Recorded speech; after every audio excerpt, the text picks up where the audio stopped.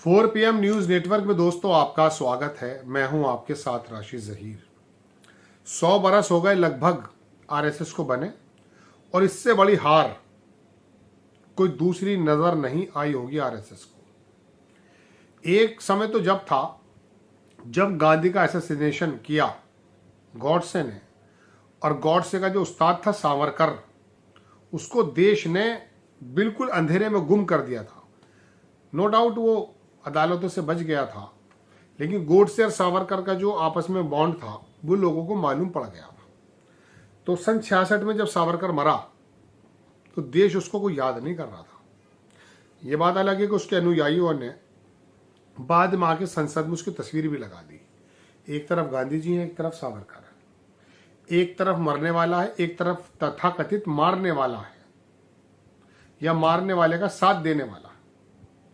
ये दो सोचों की लड़ाई है दोस्तों, दो सिद्धांतों की, और जो दो कह सकता हूं कि अलग अलग जो वैचारिक हैं, दो विचारों की लड़ाई है। एक तरफ गांधी, एक तरफ सावरकर। अब दोस्तों बात यह है कि इस आरएसएस को इतनी बड़ी डिफीट, बदनामी उसके बाद अब दोबारा मिली है, जब ये चढ़ावा चोरी में चंपत राय चंपत हो गए, मतलब इस्तीफा दे दिया है और 8 लोगों को जेल भेज दिया गया।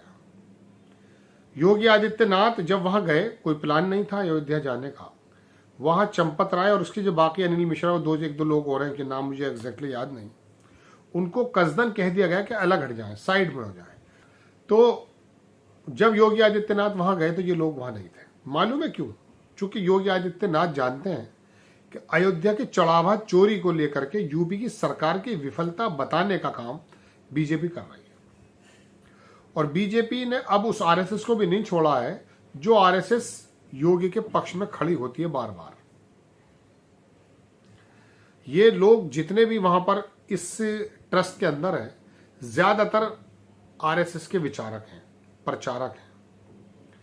इन लोगों ने हजारों करोड़, 100-200 करोड़, 400 करोड़, जितने भी करोड़ की चोरी की आरोप के मुताबिक, अभी साबित कुछ नहीं हुआ है, कुछ पैसा बरामद हुआ, कुछ लोग जेल चले गए, कुछ के इस्तीफे हो गए हैं। इनके मुंह पर बदनामी का दाग जो लगा है, तो आरएसएस उसको झेल नहीं पा रही है। आप समझ ये रहे थे कि अमित शाह और मोदी और गुजरात की लॉबी वो सिर्फ विपक्ष से लड़ रही है, नहीं, वो उन लोगों को भी खत्म कर रही है जो किसी और तरह की बीजेपी चाहते हैं। सबसे पहले आप जानते हैं कि उन्होंने मार्गदर्शक मंडल में कुछ लोगों को भेजा, लेकिन ऐसा नहीं है।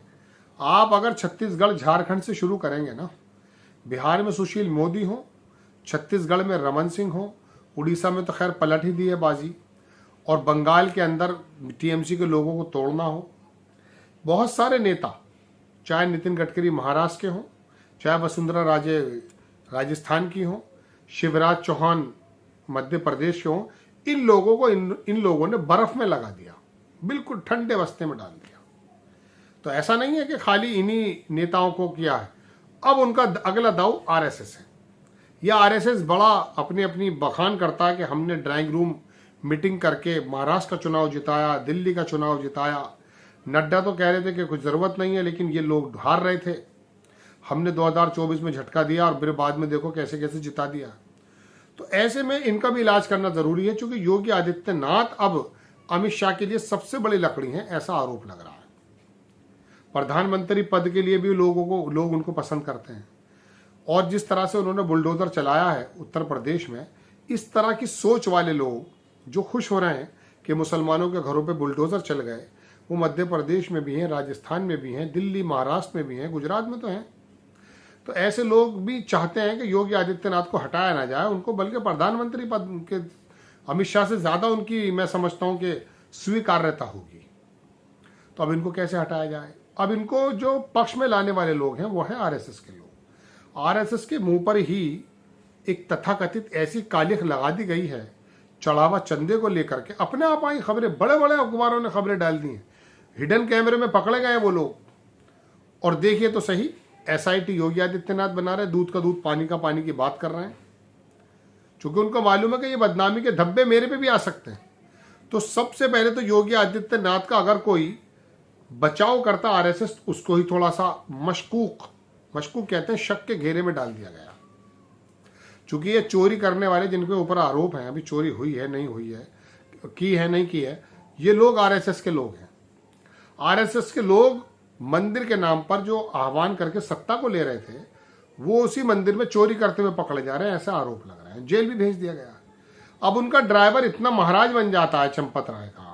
चंपत राय क्या मजबूत आदमी है आरएसएस के, छोड़ने को तैयार है, कह रहे कुछ गड़बड़ी नहीं है, फिर गड़बड़ी निकल आई। 2 कम 80 लाख 78 लाख रुपए बरामद भी हो गया है। करोड़ों रुपए की मालदार बन गया वो टिन्नू यादव करके, कौन आदमी है, ड्राइवर था इनका। उसे महाराज कहाँ जाने वाला है। मैं तो बल्कि एक एपिसोड बना रहा था कि ये ऑटो चलाने वाले ये ड्राइवर कितने मालदार हो जाते हैं।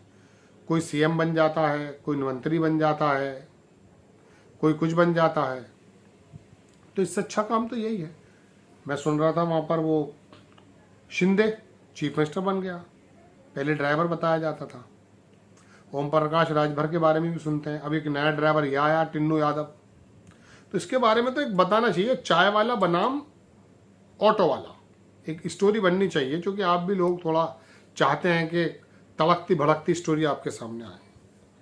तो दोस्तों बात यह है कि अब आरएसएस को बदनाम किया जा रहा है या बदनाम हो रही है, या वो ऐसे ही थे। हालांकि सत्यपाल मलिक 150 करोड़ रुपए का आरोप पहले लगा चुके थे वो माधव पर, राम माधव पर, कि वो आरएसएस का आदमी। ऐसा कहा जाता है कि अंबानी इसकी फाइलें लेकर आए, बोले 150 करोड़ रुपए का काम है ये। तो ये लोग पहले से ही करते हैं इस काम को। गांधी जी के टाइम से ही, जेपी के आंदोलन से ही इन लोगों ने इस काम को किए हैं, ऐसे इन पर आरोप लगते हैं। तो अब यह है दोस्तों कि योगी जी को हटाने का काम किया जा रहा है, लेकिन यहां तो उल्टी पड़ने वाली है बात। योगी आदित्यनाथ एक्शन मोड में नजर आ रहे हैं। एसआईटी तो बना दी, 8 लोगों को जेल भेज दिया, हालांकि उन्हें रिमांड पर नहीं लिया गया है। बड़े बड़े नाम उसमें से हटा दिए गए हैं। छोटे छोटे लोगों की कुर्बानी दी जा रही है, तो बदनामी हटाई जा रही है। अब देखना यह है कि वो ये लोग योगी आदित्यनाथ को आरएसएस के बहाने हटाने में कामयाब होते हैं, या फिर योगी आदित्यनाथ अपनी जगह टस से मस नहीं होते, खड़े रहते हैं और इनको चैलेंज कर देते हैं।